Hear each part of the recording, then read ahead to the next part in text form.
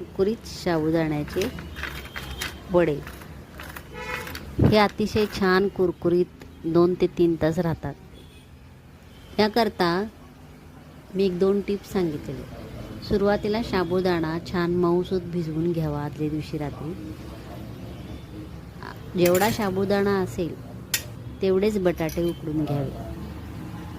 उकडलेल्या बटाट्यामध्ये तिखट, मीठ, जिरे चवीप्रमाणे घालावं आणि अर्धा वाटी जाडसर शेंगदाण्याचे कूट घालावं. बटाटा खिसून न घेता थोडासा क्रश करून, म्हणजे थोडे त्याचे तुकडे तुकडे त्याच्यामध्ये राहिले पाहिजेत.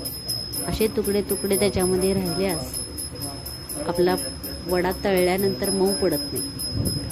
छानपैकी हे मळून घ्या आणि हातावर छान गोळा बनवून मग त्याचे चपटे चपटे वडे बनवून ठेवा. असे वडे बनवून सगळे झाले की मग कडकडीत तेलामध्ये हे साबुदाण्याचे वडे छान खमंग तळून घ्या.